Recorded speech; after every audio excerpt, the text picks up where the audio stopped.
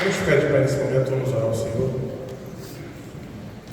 Amado Deus e eterno Pai, nós te louvamos, nós te glorificamos, Pai amado, pelo teu amor, pela tua bondade, Pai querido.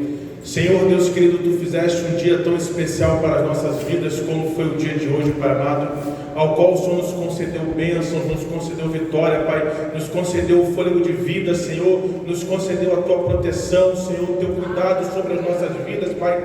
Deus, o Senhor, Deus amado Pai, verdadeiramente nos deu tudo aquilo que nós precisávamos para o dia de hoje, Pai amado. E aqui agora à noite nós estamos reunidos porque é também assim o Senhor preparou este momento para que nós estivéssemos para louvar o teu nome, e assim nós somos gratos a ti por esta oportunidade, Pai amado, estamos reunidos e unidos na tua presença para louvar e glorificar o Senhor Jesus Cristo. Quantos gostariam de ter essa oportunidade, Senhor, mas infelizmente não tem, mas aqui nós estamos nessa noite, e que nós possamos, Pai, verdadeiramente, Senhor, nos desprender de tudo aquilo, Deus amado Pai, que possa atrapalhar o nosso verdadeiro, nosso louvor a ti, Senhor amado Pai, que nós possamos lançar sobre o Senhor toda a nossa ansiedade, toda a nossa preocupação, Senhor, e que seja um momento aqui de regozijo na tua palavra, um momento de regozijo no Senhor Jesus, um momento de aprendizado do Senhor, Pai, que seja um momento de alegria em nossos corações, em sentir a tua presença sobre as nossas vidas, aqui neste lugar, Pai amado. Nós te agradecemos porque aqui nós estamos, nós te agradecemos porque aqui o Senhor nos trouxe, e assim nós também pedimos para aqueles que estão vindo, Pai, que o Senhor também possa guardar, possa proteger, para que eles possam chegar em paz, e Deus amado Pai, ter a mesma oportunidade que nós aqui estamos tendo, de sentir a tua presença e louvar o teu santo nome, Pai amado. Deus, nós te agradecemos por tudo, fica conosco em nome de Jesus, amém. Tome seu assento, meu amado irmão.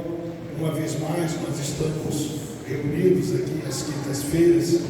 Quero, nessa oportunidade, louvar a Deus pela presença de cada irmão, de cada irmã, que tem o propósito de estar aqui. Toda quinta-feira, nós estamos reunidos aqui, fazendo uma breve reflexão sobre a palavra de Deus. Nosso objetivo é chegar a fevereiro. Parece que nós temos já uma data, deve ser 7 de fevereiro, depois eu vou conferir direitinho. Nós estaremos então reunidos como igreja para fazer aquela oração de desligamento, aquela oração de perdão de pecados que nós fazemos no nosso calendário uma vez por ano. Esse deve ser precisamente, eu tenho a certeza que é 7 de fevereiro. Essa oração, ela vai iniciar por volta de 8h30, 9 horas, com certeza já estaremos orando, e iremos até as 10 horas da noite. E isso vai ser impactante. Quem já fez essa oração, fizemos até as 5. Interrompemos e muita coisa deixou de ser tratada por causa do tempo, mas eu não vou mais fazer isso, eu vou fazer aquilo que Deus está falando. Então, até as 10 da noite ou até talvez as 21 horas, nós estaremos reunidos aqui. Então você se prepara, porque vai ser um dia assim, algo maravilhoso. Esse dia costuma vir muitas pessoas, né? Vem para orar, vem para se libertar, é um confronto, uma oração direta, é muito objetiva, e os efeitos dessa oração é algo maravilhoso no mundo espiritual. Então, irmãos, tudo que nós estamos fazendo aqui é nos preparando para esse grande dia, que vai ser em fevereiro. E fevereiro está logo ali, está bem aqui na frente. Só para vocês terem ideia, não vai haver tempo para passar toda essa matéria.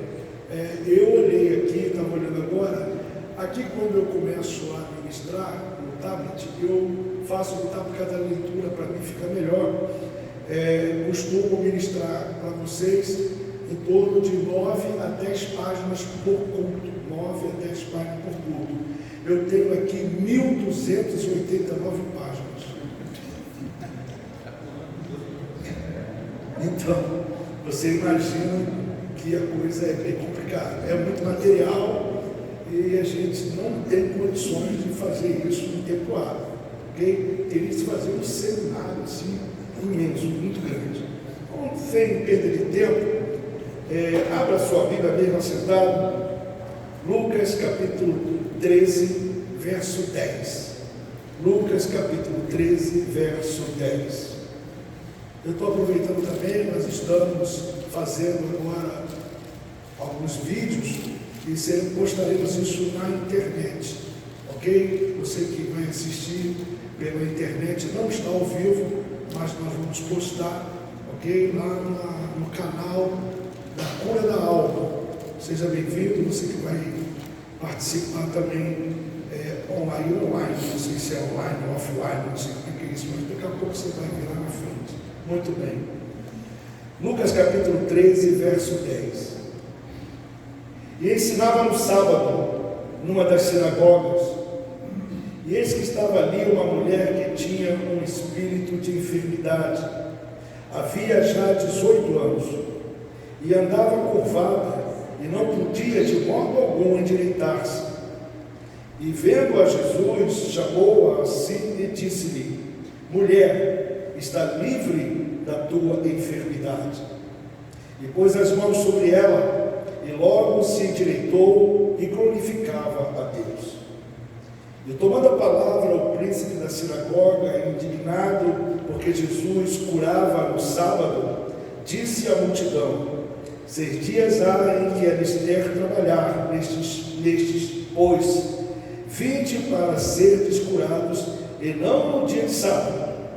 Respondeu-lhe, porém, o Senhor e disse: hipócrita, no sábado não desprende da manjedoura cada um de vós o seu boi ou jumento, e não o leva a beber?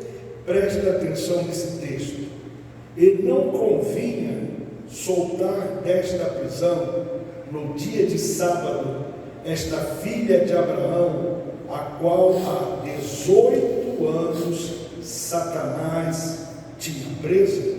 Todo mundo pode repetir esse texto, você está acompanhando na Bíblia? Vamos lá, juntos. E não convinha soltar desta prisão, no dia de sábado, esta filha de Abraão, a qual há 18 anos Satanás tinha presa. Queridos, eu escolhi esse texto porque nós vamos fazer uma oração de desligamento, e essa oração é um hábito, é um costume que lá no Velho Testamento Moisés ele trabalhava com esses ensinamentos. Uma vez por ano todo mundo se reunia e pedia perdão de pecados praticados e não confessados pelas linhagens da sua família. Eu peguei um texto debaixo do Novo Testamento. Eu queria muito que vocês, em casa, você que está me ouvindo, você fizesse uma reflexão ou procurasse estudar Levítico 16. Repita comigo, Levítico 16. Em casa, pede orientação a Deus, procura, pega um livro, estuda sobre Levítico 16, é muito esclarecedor isso. E depois de você ler Levítico 16, então eu convido vocês, aqui nós vamos falar hoje, talvez dê tempo, para falar sobre Hebreus, falar sobre o livro aos Hebreus, ali o 9, 10, 11 e 12. Vocês vão conseguir entender exatamente o nosso propósito de estar fazendo esta oração. A verdade, querido, que Jesus, nesse texto, ele vai encontrar uma mulher que está há 18 anos atravessando um problema sério. O problema dessa mulher era físico e também espiritual. Ele liberta de um cativeiro essa mulher. Essa mulher estava presa. O texto diz que ela era filha de Abraão, mas ela estava debaixo de uma cadeia de prisões que afetavam o estado físico e também o espiritual. E quando se trata do físico e espiritual, sendo ela corcunda, tu imagina que o estado psicológico dela era também muito afetado.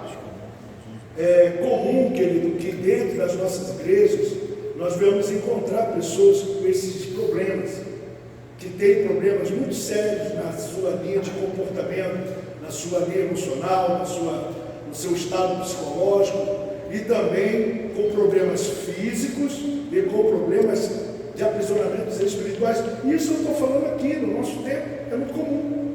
É muito comum a gente encontrar isso nos trabalhos de libertação que a gente faz, não é? Nos gabinetes que nós fazemos, nos atendimentos que nós fazemos. Nós encontramos servos de Deus que ainda estão muito aprisionados com cadeias que precisam de libertação, ok? Esse cativeiro espiritual é um estado de aprisionamento da alma. Repete comigo: cativeiro espiritual é um estado de aprisionamento da alma. É isso, a alma está presa, está encarcerada, tem alguma coisa que precisa ser liberto ali. A vida dessa pessoa, ela sofre todo nível de influências espirituais.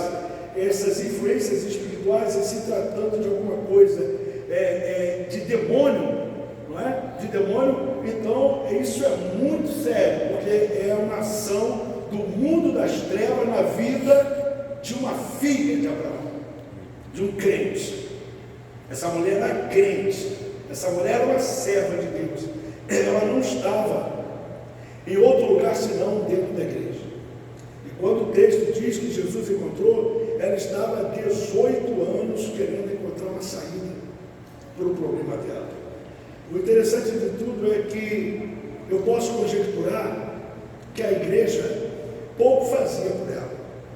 E precisou uma intervenção de Jesus chegar ali, identificar o problema daquela mulher e libertá-la. Vocês perceberam que o sacerdote, ele criticou essa libertação? Você percebeu que poderia se fazer no dia de sábado?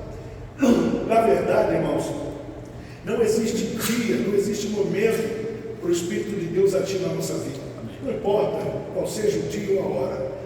Na verdade, o que está faltando hoje, se for assim, eu não sei se vai dar para hoje, mas talvez para a semana que vem, nós vamos ver o que está disponível agora para fazer essas obras. É a escassez muito grande, tem muito pouca gente olhando para esse foco. Nós somos muitos individualistas, nós entramos na igreja, estamos aqui, cada um cuidando de si, cada um olhando para o seu próprio problema.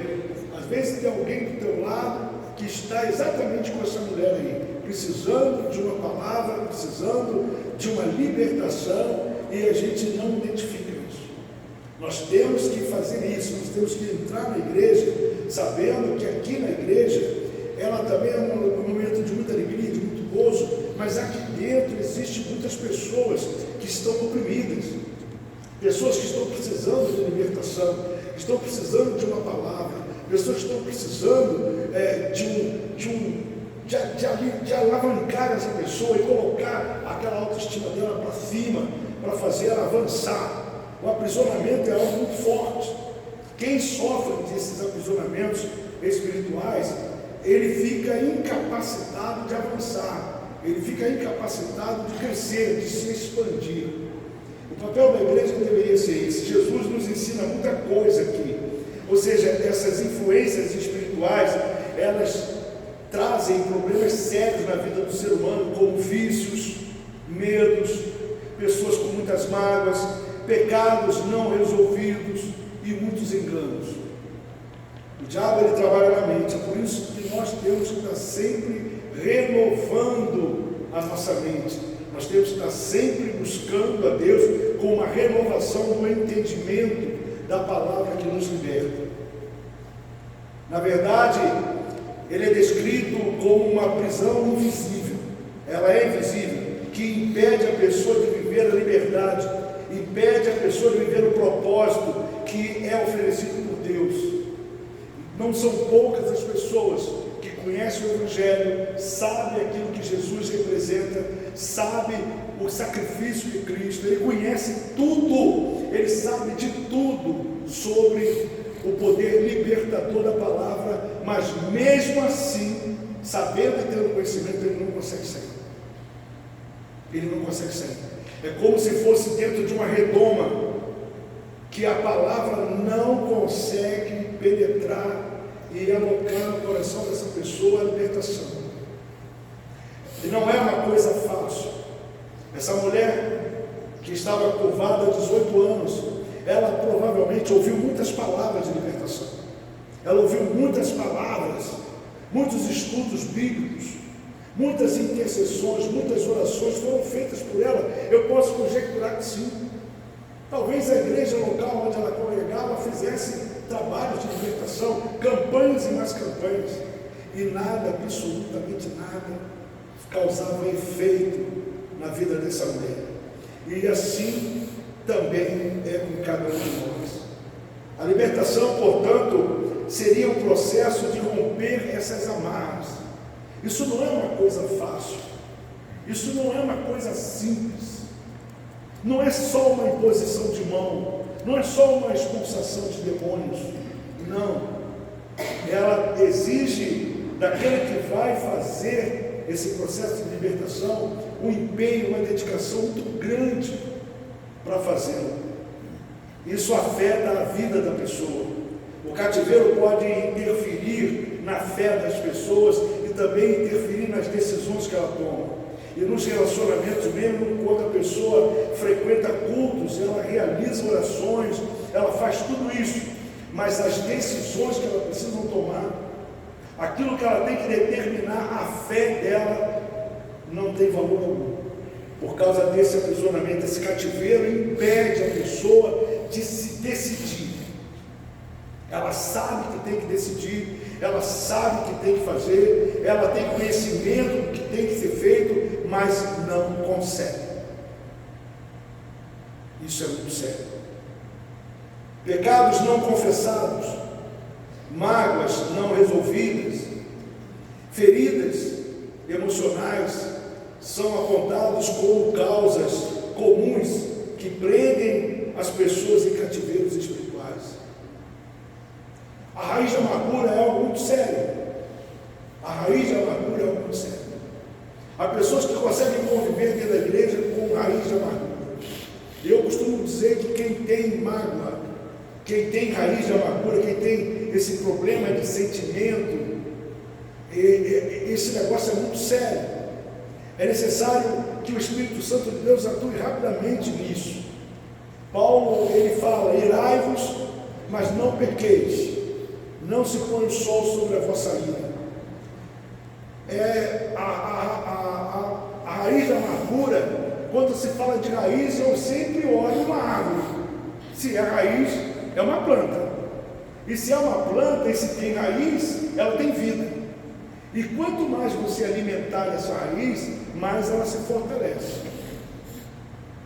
Então, irmão, se você tem mágoa, se você tem algo a ser resolvido, se você tem que perdoar, se você tem que liberar perdão, faça isso rapidamente.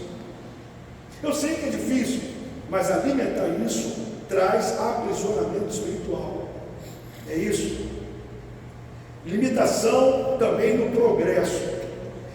Quem tem esses aprisionamentos, ele impede o crescimento pessoal, emocional, espiritual, dificultando a capacidade de alcançar objetivos e de viver uma vida plena.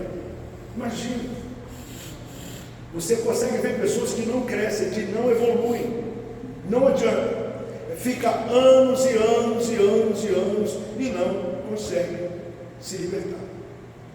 Talvez enquanto eu estou falando aqui, você já está lembrando. Quem sabe você está até dizendo: sou eu. Eu sou assim, eu estou na igreja, passando a minha vida toda na igreja, mas eu não consigo ver a minha expansão, eu não consigo ver o meu crescimento. Eu entendo tudo, compreendo tudo, glorifico a tudo, mas na hora em que eu tenho que decidir, avançar, me expandir, crescer, eu não consigo. Não consigo. Não é uma coisa simples, isso é muito sério. A libertação, ela envolve reconhecer o cativeiro e buscar a verdade em Jesus, por meio da leitura da Bíblia e pela oração. Esse é um problema de quem precisa de libertação. Eu preciso, fala assim, eu preciso de libertação. Diga, todos nós precisamos, de alguma forma, ser libertos. Esse reconhecimento, ele abre as portas do céu a nosso favor. Reconhecer que você precisa de ajuda, porque você, por conta própria, você não sai. É necessário muita humildade. em você dizer: caramba, eu preciso de ajuda. Tá? Pode me ajudar aqui, vamos lá, olha para o teu irmão, diga assim, só para fazer aquela coreografia que a igreja faz, né? Assim, você me ajuda? Aí diga: pô, eu te ajudo. Claro, eu te ajudo. Lá na frente, nós vamos falar de um personagem chamado Adoni Bezek. Vou ter que falar, né? Adoni Bezek, todo mundo. Simeão e Judá estavam numa situação difícil, porque eles tinham de entrar em Canaã, e lá estava Adoni Bezek, e Adoni Bezek era algo muito forte. Então Simeão e Judá, um olha para o outro e diz: olha só, o que está aí na frente é coisa muito poderosa, nós temos que vencê-los. E aí Simeão e Judá entram num acordo e um ajuda o outro. É assim que funciona. É necessário humildade para isso, ok? Então, irmãos, estamos avançando. Esse texto eu acho uma coisa interessante, porque Jesus olha para a mulher e diz assim: essa mulher aqui, ela é filha de Abraão. Olha o que Jesus fala. Essa mulher, ela estava no cativeiro, ela estava sendo oprimida pelo demônio há 18 anos. Então, se é 18 anos, eu posso conjecturar que ela teve um período em que ela era liberta. Concorda? Vocês concordam comigo? Ela não era corcunda, ela ficou corcunda, ela estava há 18 anos tendo um problema de coluna, cervical, sei lá o que era, mas tinha um problema ali físico. Ela não nasceu assim, ela estava há 18 anos assim, o que significa que talvez ela tivesse 40 anos de idade, não diz a idade dela, mas eu creio que ela vivia em plena liberdade. Alguma coisa aconteceu no curso da sua vida em que o diabo encontrou uma maneira de aprisioná-la. Talvez alguma atitude que ela tenha tomado, decisões que ela fez na sua vida, palavras de maldição que foram lançadas sobre ela, talvez a escassez de Bíblia, que é muito comum em nosso meio, crentes com escassez de conhecimento bíblico, ok? Mas houve uma legalidade em que os demônios agora foram até ela e agora oprimem. 18 anos. Então Jesus olha para essa mulher e diz assim: essa mulher aqui, ela não é uma mulher qualquer. Ela não é uma mulher qualquer. Essa mulher aqui, ela é filha de Abraão. Na verdade, irmãos, fisicamente, biologicamente, ela não era filha de Abraão. Assim como nós também somos filhos de Abraão por herança, por promessa. Então, na verdade, essa expressão é simbólica. Jesus, ele a usa para destacar que a mulher é parte do povo de Deus e ela é herdeira das promessas. Quem faz parte do povo de Deus aqui? Levanta a mão. Isso, então todo, diga assim: eu sou da promessa de Abraão. Então todos nós somos filhos de Abraão, por causa da promessa que Deus fez a Abraão. Porque nós agora então estamos servindo a Deus, mas há uma possibilidade de algumas áreas da nossa vida que precisam ser libertas, irmão. Precisam ser libertas. Nós falamos aqui sobre você estar cheio do Espírito Santo, né? Nós recebemos o Espírito Santo. Foi colocado em nós gratuitamente o Espírito Santo. O Espírito Santo, a função dele é moldar o nosso coração, é libertar a nossa alma. Ele está à porta e bate, querendo entrar no nosso coração. E nós precisamos abrir o nosso coração para que ele faça uma libertação completa na nossa área, na nossa vida. Existem compartimentos dentro do nosso intelecto, do nosso desejo, da nossa vontade, que nós não permitimos que o Espírito Santo de Deus opere. Não adianta. Na verdade, o que vai acontecer, querido, é que se você não permitir que o Espírito Santo de Deus complete a obra de libertação na tua vida, sua alma, você vai perder ela. E sabe o que significa perder sua alma?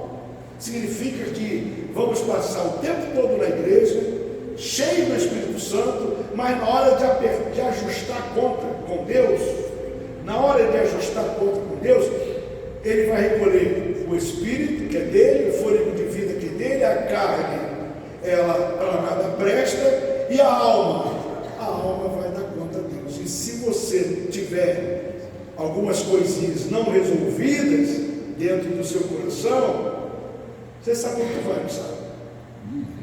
Sabe onde vai. Estes serão aqueles que vão dizer: mas Senhor, eu frequentei a igreja, eu cantava, olha, eu chorava quando cantava o hino da harpa. Como eu sentia a tua presença no hino da harpa, como eu senti a tua presença naquele culto, que coisa linda, que coisa maravilhosa na tua presença. Eu estou dizendo: tudo bem, você só sentiu isso porque o Espírito Santo de Deus estava contigo, mas na verdade a tua alma nunca foi convertida. Pensa nisso. Então, queridos, essa filha de Abraão aqui é algo muito sério. É muito sério. Na verdade, essa mulher, ela precisava de uma alimentação completa. E talvez um desses processos aqui seja uma maldição hereditária. A Bíblia me dá o direito de pensar sobre isso.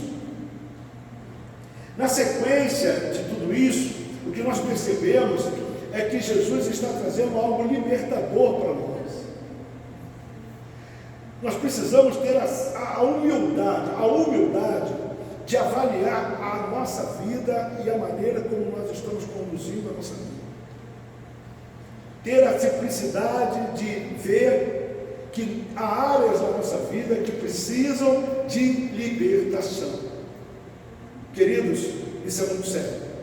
E a melhor maneira de você entender isso, a melhor forma de você identificar aonde você precisa melhorar, aonde você precisa agir, aonde o Espírito Santo de Deus tem que trabalhar na tua vida.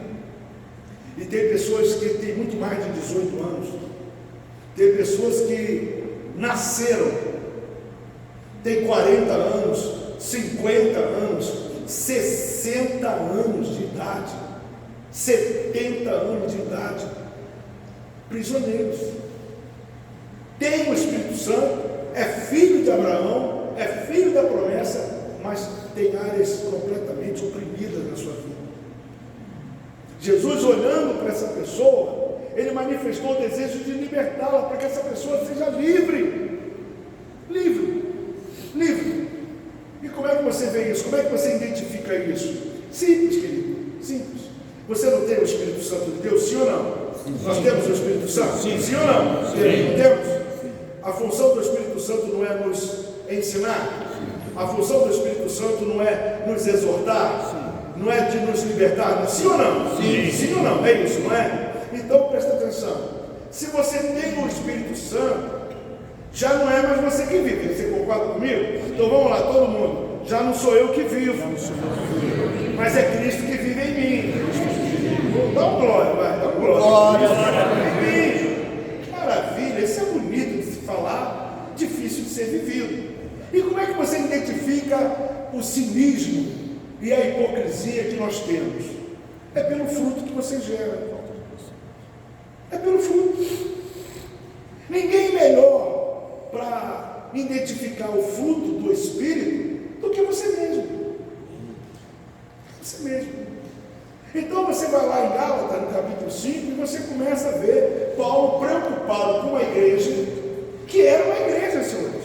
Era uma igreja. Mas Paulo percebia que na congregação existia um mundo de crentes que tinham o Espírito Santo, mas aquilo que ele gerava era carne. O que é carne? A obra da carne, as obras da carne eram o quê? É ira, contenda, peleja, destemperamento, impaciência. Há lá uma série de coisas que a gente se conhece de perto. Nós sabemos muito bem o que é isso.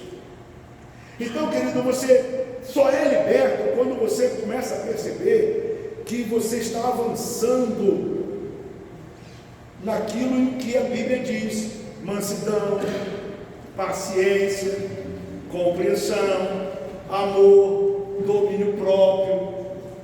Quando você começa a perceber que essas coisas estão melhorando, que essas coisas estão, eu era e agora não sou mais, eu falava, agora não falo mais, eu mudei, você percebe que você melhorou. Isso significa que você está expandindo, que você está crescendo, que você está melhorando, que você está se libertando. Glória a Deus. É isso. Então, na verdade, irmãos, isso é um assunto inicial. Agora eu convido vocês a 1 Samuel, capítulo de número 20. 1 Samuel, capítulo de número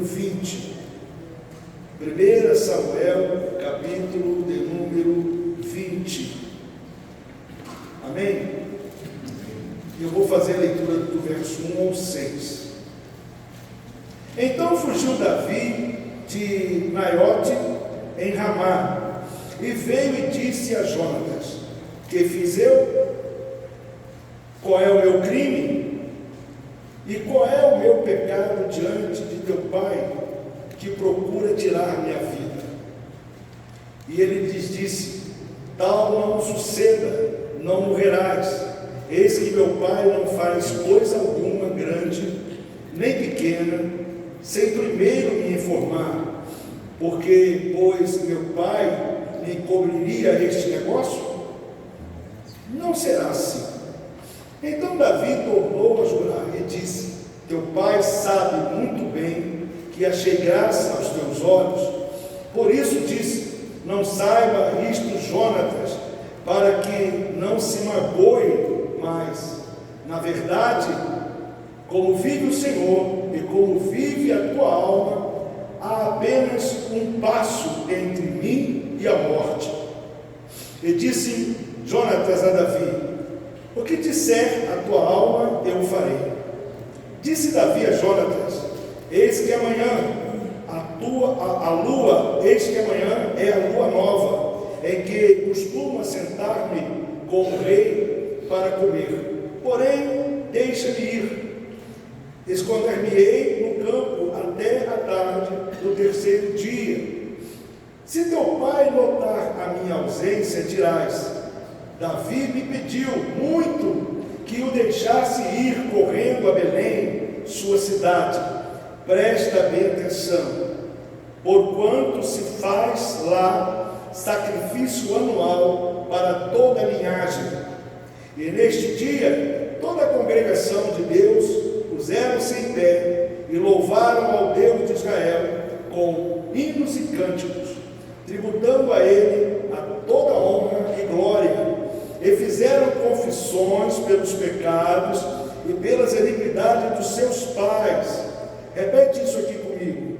E fizeram confissão pelos pecados e pelas iniquidades dos seus pais.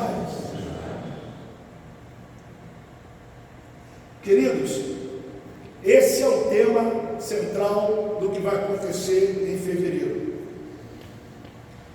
Eu fico aqui pensando, irmãos, que nós temos muitos costumes, pegamos muitas referências bíblicas do Velho Testamento, não poucas, entre um amuleto, o Salmo 91. O Salmo 91 é um salmo mágico, ele espanta o demônio, ele faz tudo. Tem pessoas que a Bíblia está aberta, aquela fitinha vermelha está lá no Salmo 91, está no carro, é Salmo 91, Salmo 91, Salmo 91, Salmo 91. Nós começamos a fazer recitações de versículos bíblicos, sempre baseados no Velho Testamento, muitas coisas. Esse aqui é um texto que me causa interesse. O que nós vemos aqui é Davi tendo o costume de que uma vez por ano ele e a família dele se reuniam um dia inteiro, e ali eles cantavam e adoravam a Deus e passavam o dia confessando diante de Deus os seus pecados e os pecados dos seus pais. pecados que não haviam sido confessados diante de Deus. Vamos entender. É como se... Repete comigo aqui, vamos lá. Vamos fazer aqui uma coisa, um exemplo. Vamos lá, todos vocês. Repitam esta oração. Eu falo e vocês repetem comigo. Vamos lá. Senhor, meu Deus e meu Pai, estamos aqui hoje para louvar o Teu nome. Receba os nossos cânticos, as nossas adorações, porque reconhecemos que o Senhor é o Deus Todo-Poderoso. Eu quero Te louvar pela minha libertação. Eu quero Te louvar pelo perdão que o Senhor me tem concedido. Obrigado, Senhor, porque em Ti eu recebo a vida eterna. Eu Te louvo por isso, Senhor. Mas eu estou aqui também, Senhor, não só para louvar o Teu nome. Estamos hoje todos reunidos aqui, no nome de Jesus Cristo, para falar contigo sobre pecados.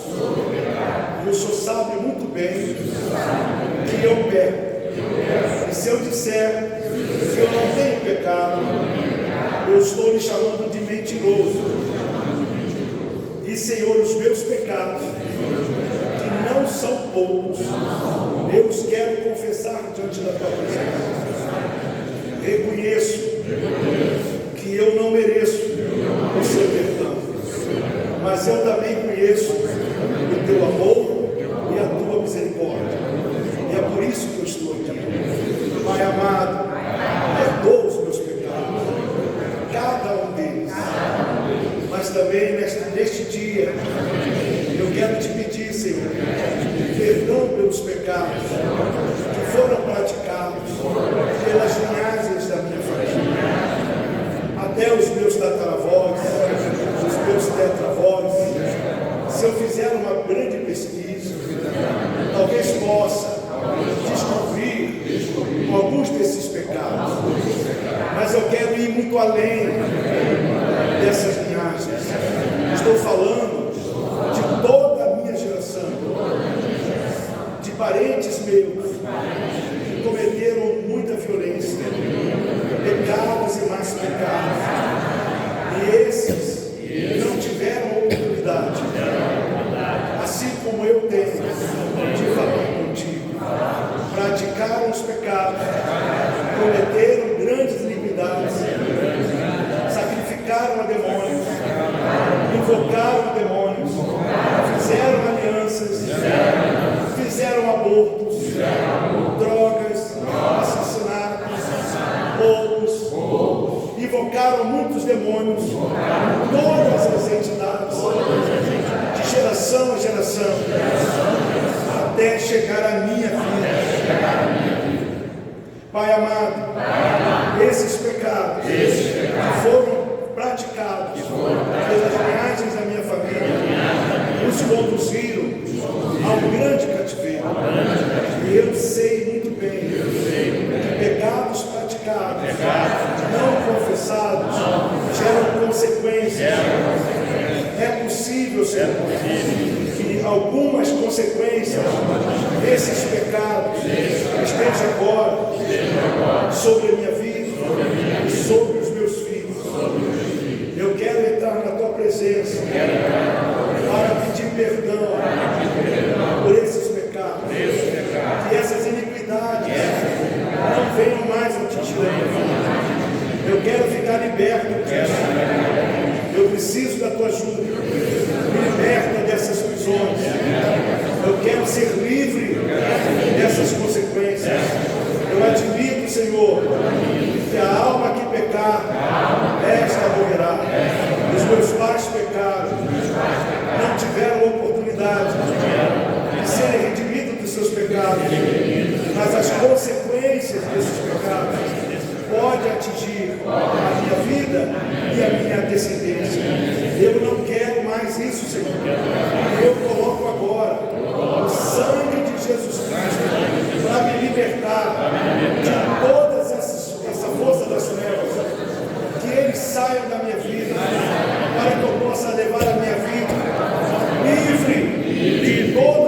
pecados. Eu entrego a minha vida nas tuas mãos. Eu entrego meus filhos em tuas mãos. Eu profetizo libertação na minha vida. Eu não aceito grilhões. Eu não aceito algemas. Eu não aceito as consequências. Porque o Senhor levou sobre si todas essas maldições. Eu sou liberto em ti, Senhor. E eu renuncio todas essas maldições. Eu não aceito, porque eu creio na tua palavra, que o Senhor veio para me libertar completamente de todas essas coisas. É por isso que eu afirmo, eu sou uma nova criatura em Cristo Jesus. Passa de mim, Senhor, todas essas transgressões, me liberta de todos esses males, para a glória do teu nome. Fala assim, graças a Deus. Amém. Agora eu te pergunto, isso foi uma simulação que a gente fez aqui. Aí eu te pergunto, vamos nós agora para o inferno porque oramos desse jeito? Sim ou não? Sim ou não? Sim ou não?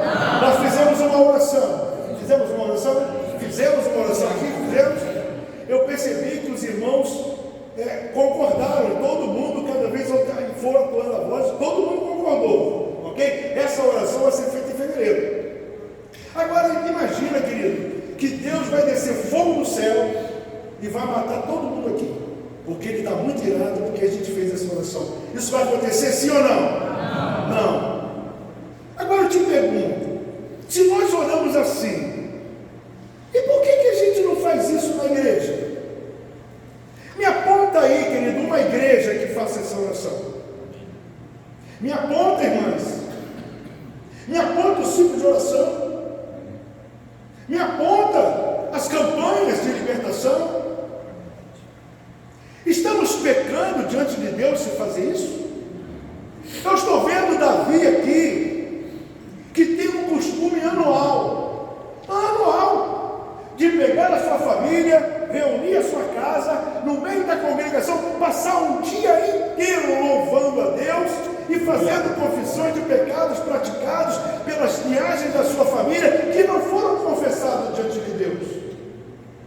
Na verdade, essa oração que nós simulamos aqui foi exatamente isso. Aí eu te digo, estamos todos nós punidos por Deus porque vamos fazer isso, sim ou não? Sim ou não? Sim ou não? Então por que não fazemos? Por que a igreja não trabalha nisso?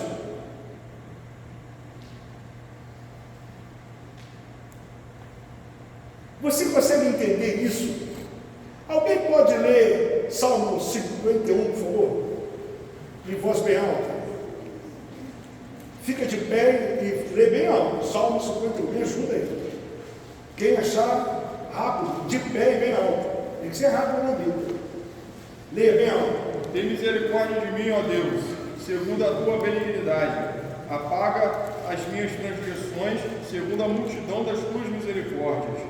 Lava-me completamente da minha iniquidade e purifica-me do meu pecado. Porque eu conheço as minhas transgressões e o meu pecado está sempre diante de mim. Contra ti somente pequei, e fiz o que é mal à tua vista, para que seja justificado quando falares, e puro quando julgares. Eis que em iniquidade fui formado, e em pecado me concebeu a minha mãe. Pronto, acabou, faltei. Eis que em iniquidade fui gerado. Ele está trazendo a oração dele, buscando a linhagem da sua casa, da sua família. Não só pedindo perdão pelas práticas dos pecados, que ele diz que são muitos. E ele diz, Senhor, não retira de mim o teu espírito. Não. Mas ele vai dizer o seguinte, em pecado eu fui gerado, no ventre da minha mãe. Isso já vem lá de trás. Eu queria que vocês pensassem comigo sobre isso. Agora imagina, querido, que quando eu convido vocês a meditarem em Levítico 16, que é um estudo complexo para a gente fazer aqui hoje, não dá para fazer, você vai ver que os pecados, eles eram colocados diante do altar de Deus através do sumo sacerdote. Havia sacrifícios, havia diversos trabalhos a serem feitos para que os pecados fossem perdoados. O sumo sacerdote tinha todo um preparo para isso, para entrar no Santo dos Santos e ali pedir perdão das iniquidades e do pecado do povo. Mas agora não, querido, agora não. Essas coisas acabaram, isso foram para eles. O que nós estamos fazendo agora é através de Cristo. Diga, Cristo, Ele é o sacrifício, Ele é o meu Redentor, o meu libertador. É Cristo que vai fazer isso por mim e por você. É Ele. É Ele. E para que você possa entender, então, daqui para frente, eu preciso passar algo que para mim é muito importante. Porque alguém vai dizer, pastor, o senhor está trazendo algo que está lá atrás na lei, para poder trazer para a igreja hoje? Estou trazendo, eu trago muitas coisas. A gente recita salmos e mais salmos aí, então vamos rasgar o Velho Testamento, não é esse o caso. Mas vamos falar sobre a função sacrificial de Cristo, aquilo que Cristo fez por mim e por você, morrendo naquela cruz e ressuscitando. Presta atenção, Hebreus capítulo de número 9.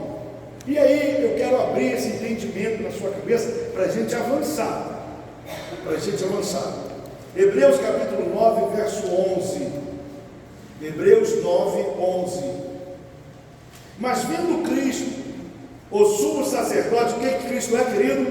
O sumo. Ele é o sumo sacerdote dos bens futuros, por um maior e mais perfeito tabernáculo, não feito por mãos, isto é, não desta criação, nem por sangue de bodes, por isso que eu levei vocês em Levítico 16, nem por sangue de bodes ou de bezerros, mas por seu próprio sangue, entrou uma vez no santuário, havendo efetuado uma eterna redenção, eterna,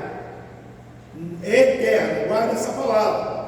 Porque se o sangue de touros e de bodes e cinza de uma novilha, as partidas sobre os imundos, os santificam quanto à purificação da carne, quanto mais o sangue de Cristo, que pelo Espírito eterno se ofereceu a si mesmo, imaculado a Deus, purificará a vossa consciência das obras mortas, para servirdes ao Deus vivo.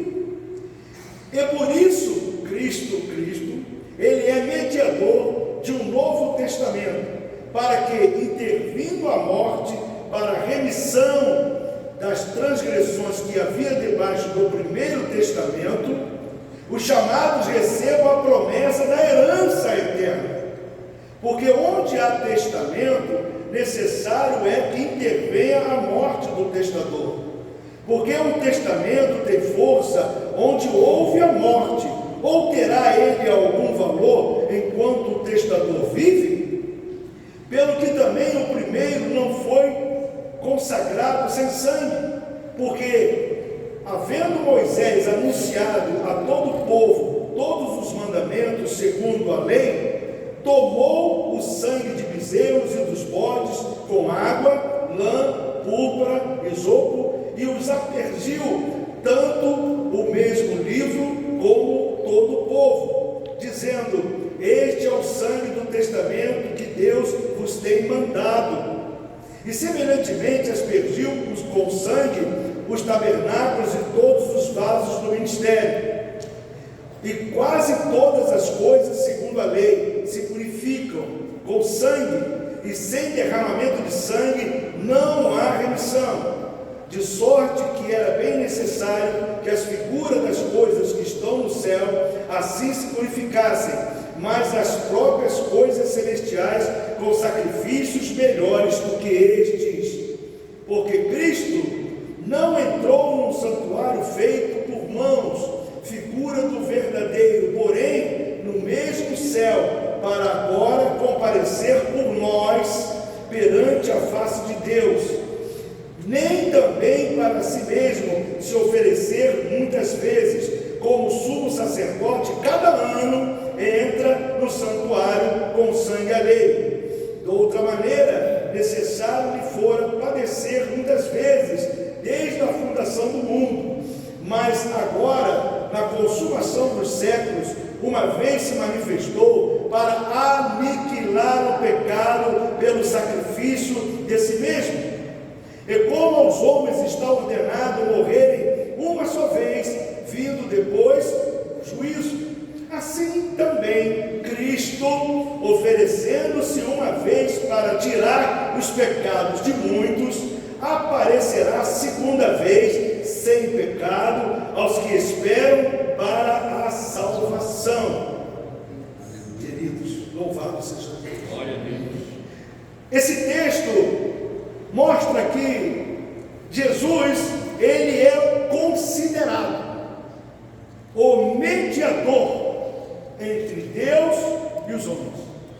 Fala, o meu Jesus, ele é o mediador entre eu e Deus e os homens. É ele. E é através dele que nós vamos fazer isso. Nós não vamos sacrificar bodes, não vamos fazer nada disso. Essas coisas foram feitas para ele. Nós estamos vivendo uma nova aliança. Nós estamos vivendo um outro momento. Nós somos uma geração em que temos a alegria de saber o que Cristo fez por nós. Tudo isso vai ser feito por ele e para ele. Então diga comigo, Jesus Cristo, ele é o meu mediador. Temos tudo para resolver uma série de problemas. Iniciamos o culto hoje com uma mulher que estava 18 anos dentro da igreja. 18 anos dentro da igreja, completamente oprimida, fisicamente, psicologicamente, socialmente e espiritual. Ela vivia o pior momento da vida dela. 18 anos da sua vida vivendo um cárcere que ninguém a libertava. Jesus foi lá, encontrou essa mulher e a libertou. Jesus vai te libertar, irmão. Jesus vai nos libertar. Mas esses cativeiros vão cair por terra. Quem vai fazer isso é ele. 1 Timóteo capítulo 2, verso 1. Para que nós possamos entender que Jesus vai ser o mediador de todo o nosso trabalho daqui para frente, eu fiz algumas observações aqui. 1 Timóteo capítulo 2, verso 1. 1 Timóteo 2, 1. Admoesto-te, pois antes de tudo, que se façam de pregações, orações, intercessões e ações de graça por todos os homens, pelos reis e por todos os que estão em eminência, para que tenhamos uma vida quieta, uma vida sossegada, em toda a piedade e honestidade. Porque isto é bom e agradável diante do nosso Salvador, que quer que todos os homens se salvem e venham ao conhecimento da verdade. Olha o que está escrito no verso 5: porque há um só Deus e um só mediador entre Deus e os homens, Jesus Cristo, o homem, o qual se deu a si mesmo em preço de redenção por todos, para servir de testemunho ao seu tempo. Ele é visto como o único caminho para Deus, porque sendo humano e divino, ele reconciliou a humanidade com o Pai, através da sua morte e da sua ressurreição e pela sua intercessão. Foi isso. A visão é essa. Ele é o único caminho que nos leva a Deus, sendo ele humano e sendo ele divino. Reconciliou a sua humanidade com o Pai, através da sua morte, ou seja, da sua ressurreição e agora da sua intercessão. Temos tudo para dar certo. A unicidade. A Bíblia, ela afirma que Jesus é o único mediador rejeitando qualquer outra figura ou prática de mediação, com anjos, com santos ou obras humanas. Eu vou repetir isso. A Bíblia afirma que Jesus, ele é o único mediador, não há outro, rejeitando qualquer figura ou prática de mediação. O que nós vamos fazer aqui é por Cristo e para Cristo. Tudo que nós vamos fazer aqui e os benefícios que vamos alcançar, a honra é dele, a glória é dele, é por ele. Nós só estamos aqui por isso. Aleluia. Essa natureza, ela possui dupla natureza de Cristo, a natureza humana e a natureza divina, o que o torna a ligação perfeita entre os dois lados, o homem carnal e o homem divino, pois compreende e pode mediar as duas naturezas. Jesus, ele, quando viveu entre nós como homem, ele sentiu todas as emoções que nós sentimos.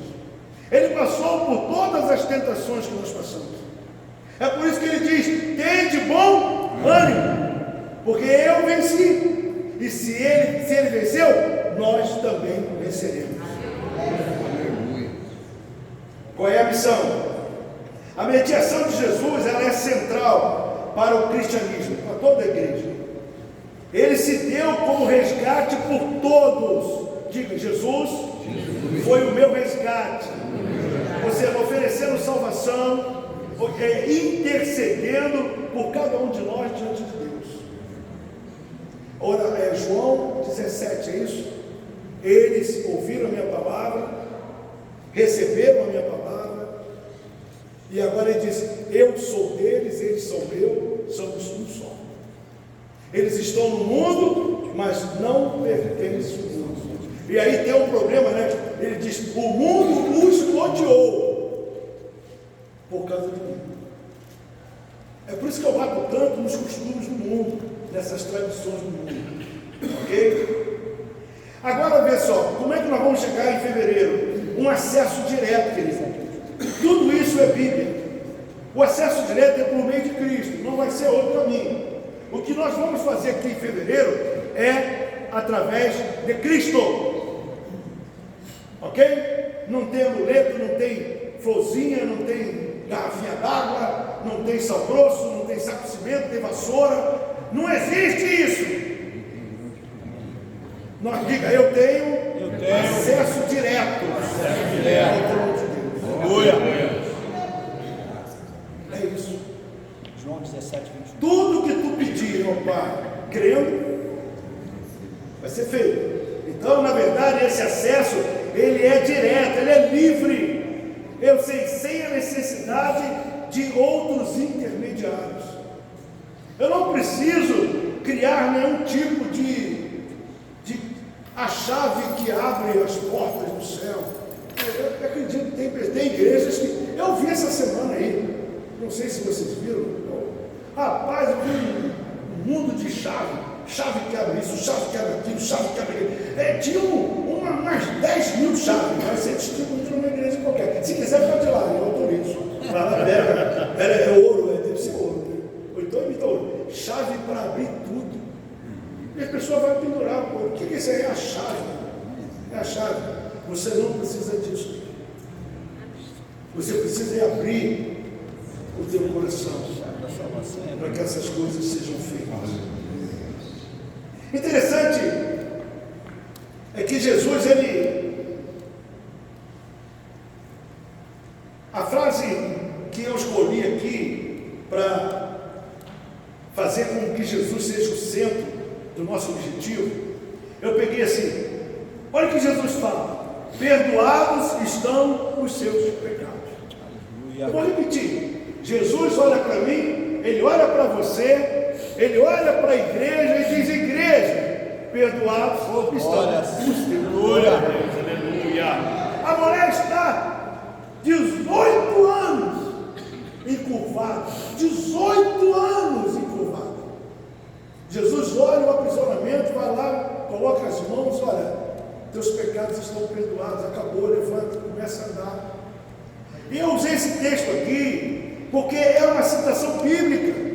Perdoados são os seus pecados, é uma citação bíblica proferida por Jesus em diversas passagens bíblicas. O que nós vamos fazer em fevereiro é isso.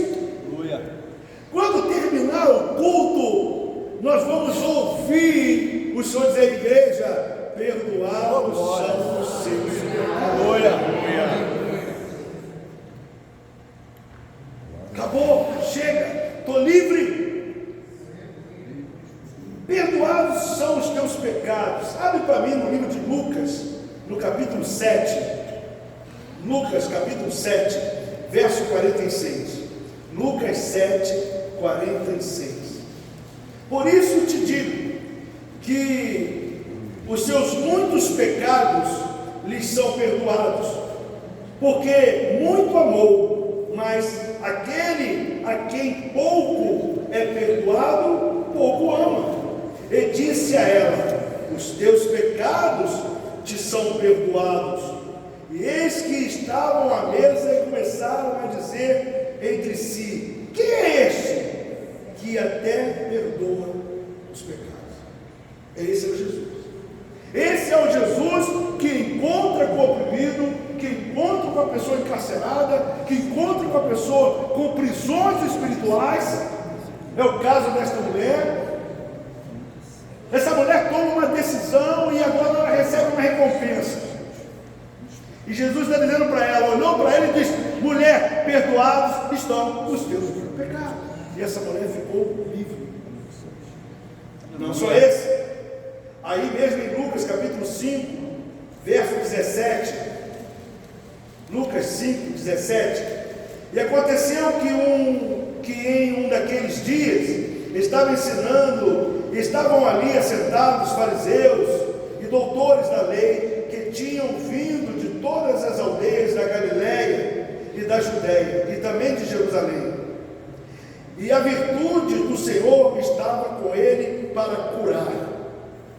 E eis que os homens transportaram numa cama um homem que estava paralítico, e procuravam fazê-lo entrar e pô-lo diante dele. E não achando por onde o pusessem a levar, por causa da multidão, subiram ao telhado e, por entre as telhas, o baixaram com a cama até o meio diante de Jesus. Verso 20. E vendo-lhes a fé, Jesus disse ao paralítico: homem, os teus pecados te são perdoados.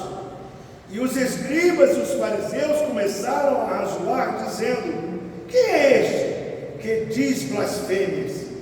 Quem pode perdoar pecados senão Deus? Jesus, porém, conhecendo os seus pensamentos, respondeu e disse-lhe: que razoais em vosso coração? Qual é mais fácil, dizer: os teus pecados são perdoados, ou dizer: levanta-te e anda? Ora, para que saiba que o Filho do Homem tem sobre a terra poder para perdoar pecados, disse ao paralítico: eu te digo, levanta-te, toma a tua cama, vai para a tua casa. E levantando-se logo diante deles, e tomando a cama em que estava deitado, foi para a sua casa, glorificando. Aleluia. Por que eu estou passando isso aqui? Porque só para trazer esse enriquecimento, porque lá em fevereiro nós vamos fazer isso. Glória a Deus. Exatamente isso. Esse Jesus que está pronto para perdoar pecado, e Ele é o único que pode fazer isso, não existe outro. Amém. Nós temos tudo para sermos livres de muitos julgos, de muitos problemas que nós estamos carregando desnecessariamente. Marcos capítulo 1, Marcos capítulo 2, Marcos 2, Marcos 2, 1, Marcos 2, 1, Marcos 2, 1. E alguns dias depois entrou outra vez em Cafarnaum, e soube-se que estava em casa. E logo se ajuntaram tantos que nem ainda em lugares junto à porta dele cabiam e anunciava-lhes a palavra. E vieram até com ele, conduzido um paralítico, trazido por 4. E não podendo aproximar-se dele, pois a multidão encobriram o telhado. É a mesma história. Eu estou falando num outro livro. Olha o que ele está dizendo aqui, no verso de número 10. Olha o que ele fala aqui. Ora, para que saibas que o Filho do Homem tem na terra o poder de perdoar pecados, disse ao paralítico: a ti te digo, levanta-te, toma o teu leito e vai para a tua casa. E você vai ver que tanto um escritor acha esse ponto tão importante, como Mateus, como Lucas, que ele vai recitar a mesma história. Isso é extremamente importante para a igreja entender isso. Entender isso. O texto diz que, levantando-se, tomando logo o seu leito, saiu da presença de todos, de sorte que todos se admiravam e glorificavam a Deus, dizendo: nunca vimos tal coisa. Que coisa maravilhosa.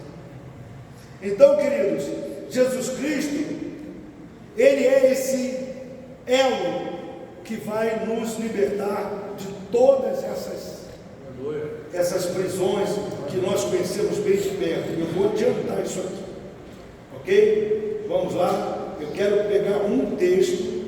Sim, esse aqui eu não abro mão dele. Isaías 53, 1. É o melhor texto de todos. Esse aqui é o que eu amo mais.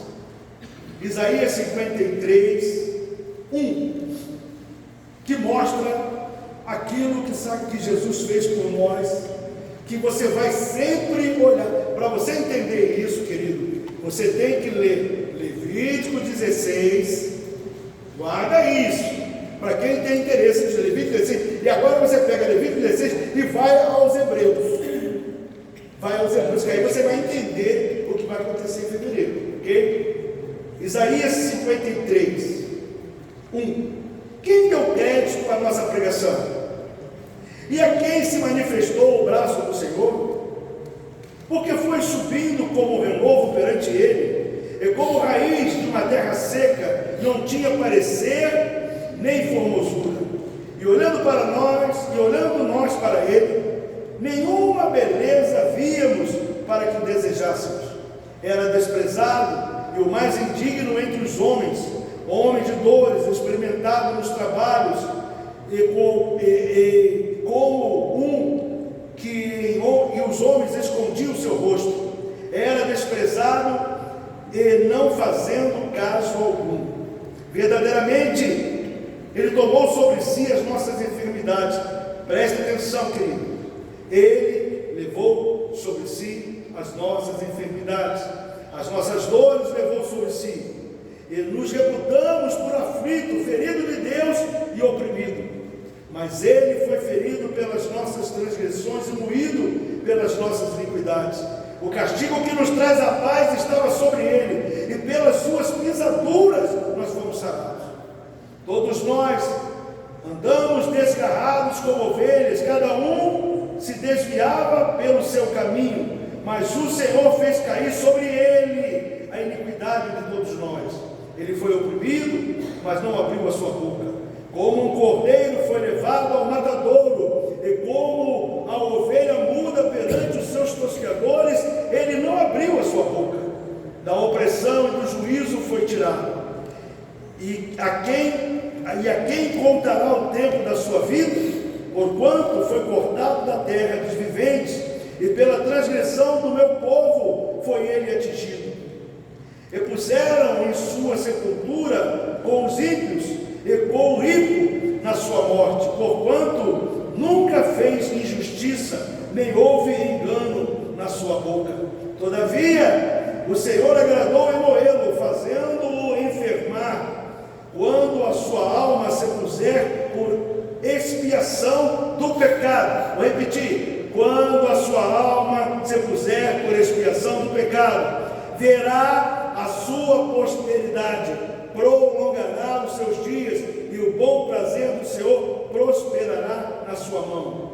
Do trabalho da sua mão, ele verá e ficará satisfeito. Com o seu conhecimento, o meu servo, o justo, justificará muitos, porque a iniquidade deles levará sobre si. Pelo que darei a parte de muitos, e com os poderosos repartirá o seu despojo. Porquanto derramou a sua alma na morte, e foi contado com os transgressores, mas ele levou sobre si o pecado de muitos, e pelos transgressores intercedeu. É aqui. É aqui. É exatamente aqui o ponto que nós vamos entrar. Nós temos tudo para resolver muitas áreas da nossa vida. Muitas áreas. Muita coisa pode ser resolvida. Muito tempo nós perdemos. Muita energia consumida, completamente desnecessária. Então, queridos, na verdade, esse vai ser o ponto central que nós vamos trabalhar. Para enriquecer esse texto, eu queria que você fosse comigo a Mateus capítulo 15, verso 21. É necessário que todo mundo entenda isso. Mateus capítulo 15, 21. É um texto muito conhecido, que vai falar exatamente dos problemas da herança. Já pregamos isso aqui.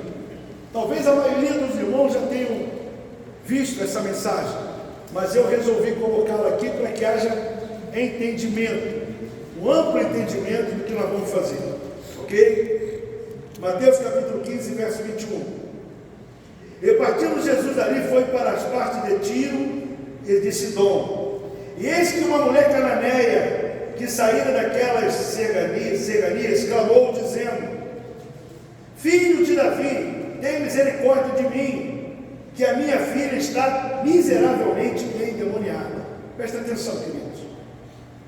Nós temos um cenário aqui. Nós temos uma mulher que está desesperada, tentando encontrar libertação para sua filha. A filha estava oprimida por um demônio. A filha estava possuída por uma legião. Ela faz um diagnóstico da própria filha. Ela diz: a minha filha está miseravelmente endemoniada. Esse miseravelmente aqui potencializa, faz a tua mente fluir. Imagina uma pessoa endemoniada. Imagina, Lúcia, imagina. Agora nós temos aqui uma mãe que admite que o problema da sua filha não é grave, é gravíssimo. Fala, o problema não é grave, é gravíssimo. Gravíssimo. O desconforto é muito grande. Eu fico imaginando que essa mulher aqui, ela vai perder horas e horas e horas tentando encontrar uma saída para libertar sua filha. Eu fico imaginando que ela andou de igreja em igreja, campanha em campanha. Eu fico imaginando que ouviu muitos conselhos.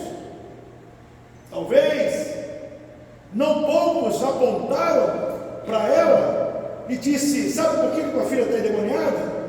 A culpa é tua. Até isso ela deve ter ouvido. A minha filha está endemoniada, a minha filha está na mão do diabo e a culpa é minha. Se a culpa é minha, me mostra a culpa que eu quero consertar. Mas aconteceu, o texto me faz viajar nisso aqui. O interessante de tudo é que essa mulher agora ela vai na direção de Jesus. O texto diz que ela saiu clamando. E quando fala clamar, eu não acho que foi em voz mansinha. Jesus, Jesus, Jesus. Não. Ela falou alto, para clamar. um tom de voz acima da normalidade. Eu estou falando no meu tom natural.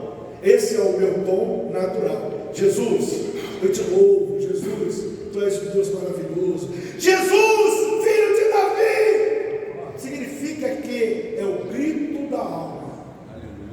Fala, clamor, é grito da alma. De novo, clamor é grito da alma. A alma está gritando. A alma está desesperada. Aí, não é que Jesus esteja distante. Até porque se você parar, fechar o olho e pensar assim, Jesus, eu estou falando, mas na tua mente, Jesus, eu te amo. Em pensamento, ele já sabe. Então tu não precisa ficar gritando. E por que a gente grita? Você já percebeu uma coisa? Quando a gente se irrita com alguém, por exemplo, eu me irritei com o pastor se irritou comigo, houve um conflito. Nós deveríamos tratar o conflito de forma serena. Deveríamos tratar o conflito com equilíbrio. Fala assim, eu não sou surdo. Fala, eu não sou surdo. Por que está gritando? Mas a gente grita, não grita? Se você não é surdo e eu não sou surdo, e por que nós estamos gritando um com o outro? Se você falar baixo, eu não estou te ouvindo. Se eu falar, tu também não me ouve. Mas a gente altera o tom de voz, sobe o nível. E começamos a gritar. E por que grita? Porque o coração, ele se distancia do outro. A alma não está junta, a alma está separada. É aqui que o diabo entra. É quando nós não estamos entendendo isso. É por isso que nós temos que manter equilíbrio. Nós temos que ser manso. Nós temos que ponderar, nós temos que manter um nível de domínio próprio. Essa mulher, ela está gritando, provavelmente ela já vinha gritando há muito tempo, e agora ela vai gritar para a pessoa certa. O interessante de tudo é que ela vai dizer, eu tenho uma filha endemoniada, me ajuda. Me ajuda. Olha o texto seguinte. Olha o que está escrito aí. Mas ele, Jesus, não lhes respondeu. Vamos lá, igreja. Mas ele não lhes respondeu palavra. Eu te pergunto, Jesus ouviu o clamor dessa mulher? Sim ou não? Sim, sim ou não? Sim. Ouviu? De novo, Jesus ouviu a oração dela? Sim ou não? Sim. Jesus ouviu. Sim. Mas ele respondeu para ela alguma coisa? Não. Não. Diga, Jesus ouviu. Jesus ouviu, mas não respondeu. Tu sabe o que significa Jesus ouvir e não responder? Alguém pode imaginar o que é isso? Jesus ouviu, mas não respondeu palavra. Sabe como é que dá o nome para isso? Ele ignorou. Fala, Jesus ignorou. É possível que alguns de nós estejam passando por isso aqui. Estamos gritando, clamando, estamos gritando por uma libertação, por uma pressão terrível. Jesus está ouvindo o tempo todo, mas ele não responde uma palavra. Eu queria que você fizesse uma reflexão sobre isso, porque a igreja não quer pregar isso. Do público tu não ouve essa palavra de Jesus, ele vai te atender. Escuta, pode pedir que ele te atende, pode pedir, vai nessa. Olha o texto. E os seus discípulos chegando ao pé dele. Vamos interpretar isso? Os seus discípulos chegando ao pé dele. Repita comigo. Os seus discípulos chegando ao pé dele. Olha o que eles fizeram. Rogaram-lhe dizendo, despede-a, que vem gritando atrás de nós. Tu sabe o que significa isso aqui? É o seu coração. É as mulheres que trabalham aqui na oração, é você que está lá no monte orando, é você que está no seu quarto orando, intercedendo por alguém, é aquele pedido de oração que chegou para você e que você está intercedendo. Esses discípulos chegando ao pé dele significa a igreja que ora, significa a igreja que conhece o problema de uma mulher que tem uma filha endemoniada e que agora está dizendo para ela: fique tranquilo, tá bom, calma, eu vou orar por você. Fala para o teu irmão assim: eu vou orar por você. É isso. Mas a Bíblia não ensina que é orar um pelo outro? Não é isso? Não é verdade? Então os discípulos agora, conhecendo a necessidade da mulher, vendo que Jesus ouviu, ele ouviu e não respondeu, agora diz: fica tranquilo, ele deve estar meio chateado, eu vou lá. Aí vai todos os discípulos no altar, e aos pés de Jesus estão orando, intercedendo pela mulher. E aí o interessante de tudo é que agora, depois que os discípulos dizem: Senhor, resolve o problema dela, o Senhor, isso para o Senhor é nada, já vimos o Senhor fazer coisas tremendas, maiores do que essa, expulsa o demônio, deixa eu ir lá, eu vou lá, expulso o demônio daquela garota. Fizeram de tudo para resolver o problema da mulher. E o texto prossegue dizendo, ele respondendo disse: não fui enviado senão as ovelhas perdidas da casa de Israel. Tu sabe o que significa isso aqui? Tu sabe o que Jesus falou aqui? Ele está dizendo claramente: eu atendo para vocês, para ela não. Olha lá, eu não fui enviado senão as ovelhas perdidas da casa de Israel. Para ela não. Tu sabe o que significa isso? Jesus, ele ignora o clamor dessa mulher. E agora, ele faz acepção dessa mulher. Quer ler o texto? Eu não fui enviado senão para as ovelhas perdidas da casa de Israel. Para ela não. É isso que está escrito aqui. Estranho Jesus fazer isso. Não é normal ele fazer isso. Então, chegou ela e o adorou, dizendo: socorre. Esse socorre aqui já não é clamando, já é chorando, Patrícia. As lágrimas estão caindo nos seus olhos. E ela agora está aos pés de Jesus, já não é mais um discípulo, já não é o seu coração. Ela está no último grau das suas emoções, do seu temperamento. A situação dela era gravíssima, ela agora está aos pés de Jesus. Ela conseguiu chegar aos pés de Jesus. Olha o texto: então chegou ela. Sugere que ela também, assim como aquela mulher do fluxo de sangue, teve dificuldade para tocar Jesus. Essa mulher também teve o mesmo problema. Ela conseguiu chegar aos pés de Jesus, se joelhou, e a multidão para e fica olhando e diz: e agora, o que vai acontecer? Ela para, joelha e ora: Senhor, socorre-me. Esse Senhor socorre não é gritando, é choro das entranhas da alma. É a mãe vendo a sua filha ir embora. É o pai, é a família perdendo. Senhor, pelo amor de Deus, me socorre, eu não vou, é muita dor, é muito sofrimento, me ajuda. O que se espera que Jesus vai fazer?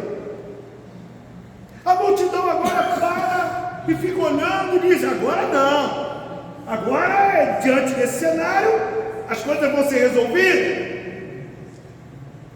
E ele, porém, respondendo, disse: não, é bom pegar o pão dos filhos e deitá-los aos cachorros. Que é isso? Então, esse texto vai nos conduzir à oração de fevereiro, tá? Vai nos conduzir àquela oração. Eu escolhi esse texto para isso. Então, na verdade, Jesus agora, ele não somente, ele faz acepção, ele agora humilha, publicamente. Ele olha para a mulher e diz assim: não vou te atender. Desde a hora que você está gritando lá, eu ouvi, não quis te responder. Os discípulos vieram para interceder com você. Eu também não quero entender, porque eu não tenho o que você não merece. Mas agora vem você aqui e eu não vou pegar o pão dos filhos e deitar o cachorrinho. Ele humilha. Ele humilha, literalmente ele humilha essa mulher. E aqui tem uma palavra mágica que muda o quadro. É o que nós vamos fazer em fevereiro. Essa mulher olha para o cenário da sua vida, que se sou eu, entrego a carteira de membro, me desvio, vou embora, né? É fácil sair da igreja. Mas essa mulher, ela me surpreende, e até Cristo ficou surpreso com isso, porque ela olha para o cenário, olha para um lado, olha para o outro, e todo mundo agora está esperando que ela vai sacar a carteira de membro e vai embora, vai desviar, vai para o mundo. E aí, Jorge, ela olha e diz: sim, sim. Fala, sim, sim. Não, foi baixo. Sim, sim. De novo, sim, sim. Essa palavra mágica está faltando dentro da igreja. Essa palavra muda o cativeiro. Essa palavra resolve problemas. Essa palavra, ela mexe com o coração de Deus. Essa palavra transforma vidas. Ela renova, ela liberta. Oh, glória, santo. Sim, Senhor, nós estamos precisando entender. A igreja precisa entender que muito dos nossos cativeiros vai passar por esta palavra. Sim, Senhor, pode fazer o que o Senhor quiser, pode. Mas se cair uma migalha desta mesa, aleluia, é suficiente para resolver o meu. Aleluia. Glória a Deus. Sim, Senhor. Se tem que ser humilhado, que ser desprezado, que seja, não importa. Eu sei muito bem com quem estou falando. Tu és o Deus Todo-Poderoso. Tu és o Cristo, o meu libertador. Não existe outro que possa me livrar desse cativeiro. Não existe outro que possa me libertar desta prisão. Não, Senhor. Pode me humilhar, pode fazer o que o Senhor quiser, mas eu não saio daqui, eu não saio. Na verdade, essa palavra tão pequena, mas de um valor imensurável, ela vai dizer: mas também os cachorrinhos comem das migalhas que caem da mesa dos seus senhores. Então Jesus disse-lhes: ó mulher, grande é a tua fé. Observa que essa mulher, ela não era da linhagem de Cristo. Essa mulher era de uma linhagem cananeia. Era um povo inimigo. Não tinha comunhão com Deus. Essa mulher estava debaixo de uma severa maldição. Ela tinha nas linhagens desde Noé: maldito seja Canaã.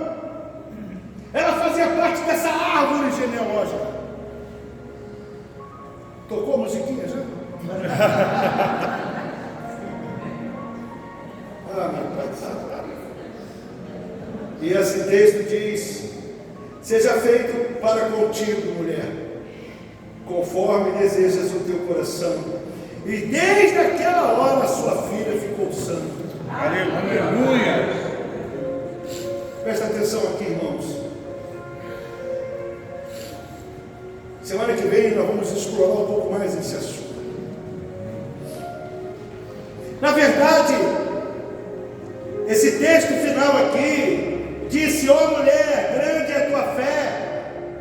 Jesus está olhando para dentro do coração desta mulher, está olhando lá dentro da sua alma e diz: mulher, perdoados estão os teus pecados. Pode ir, o demônio já saiu da tua filha. Pode ir, a maldição foi arrancada da tua família. Pode ir, o teu problema está liberto. Pode ir, vai, mulher, você está livre, você está livre. E como é que esta mulher conseguiu isto? Com uma simples palavra: sim, Senhor. Está faltando isso. Está faltando isso em nós. Está faltando isso em cada um de nós. Nós temos prisões. Nós temos muitas coisas que estão nas mãos do inimigo da nossa alma. Talvez uma palavra que você diga: Senhor. Sim, Senhor, significa que a partir daquele momento ela estava declarando publicamente que ela serviria a Deus todos os dias da sua vida. É uma rendição. Ela entregou o corpo, ela entregou a alma, ela entregou o espírito, ela se rendeu. Jesus orou dentro dela e não tinha mais nada para ser feito a não ser libertar sua filha. Jesus disse: pode ir, acabou. Você pode imaginar que você esteja passando por pressão e que você não está lidando muito bem com as relações, e que o seu temperamento ele reage como um gatilho para impedir que você seja abençoado. Essas decisões que você toma sem temperamento, que nós tomamos, todos nós, muitas vezes são bloqueios que vão impedir uma bênção lá na frente. Essa mulher poderia virar as costas e ir embora no primeiro clamor. Ela vem gritando, gritando, gritando. Ela sabe que Jesus ouviu. Os discípulos sabem que Jesus ouviu, mas Jesus não responde palavra. Isso é muito comum entre nós. Oramos, clamamos, gritamos. É como se Jesus não respondesse nada. Temos que aprender com essa mulher. E quando estamos em desespero, buscamos o ciclo de oração. É a igreja que ora, Cristiano. É a igreja que vai para ali orar e diz: Senhor, tem misericórdia, ajuda meu irmão, ajuda minha irmã. A igreja que ora, não está errado. É para fazer isso sim. Mas muitas vezes nem a oração resolve. Talvez se você por conta própria vier adorar o Senhor, chorando em lágrimas, aos pés do Senhor, diz: Senhor, eu não aguento mais, socorre-me, Deus, me ajuda. Talvez não resolva. Jesus ele está olhando por dentro. Jesus está olhando a sua alma, o quanto você está rendido, não pela emoção de uma filha endemoniada, ou de um problema aqui, outro ali. Claro que ele está interessado em resolver o teu problema, mas na verdade entre a crise do teu problema e a tua alma, ele quer a tua alma. Amém.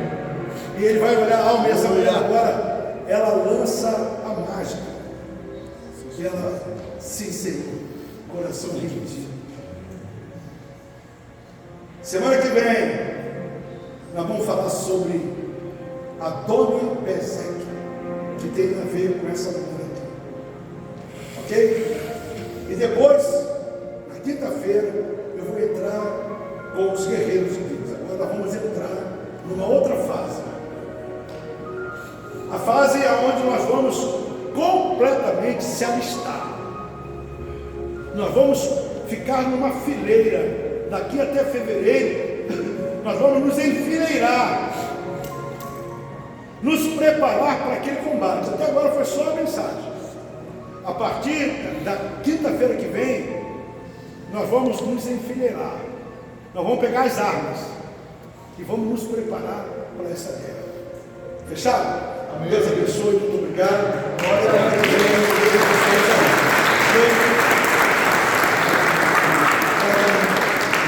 oferta. Vamos ficar em pé antes, vamos orar ao Senhor. Eu vou pedir aqui, Ricardo, eu gosto de você, Ricardo, vem aqui orar. Vem aqui orar, Ricardo. É orar. Toda vez que eu ver você, eu vou sempre orar. Deus te abençoe. Pode orar. Senhor, nosso Deus, nosso Pai, viemos te agradecer, Senhor, pela oportunidade de estarmos aqui na tua casa, meu Deus.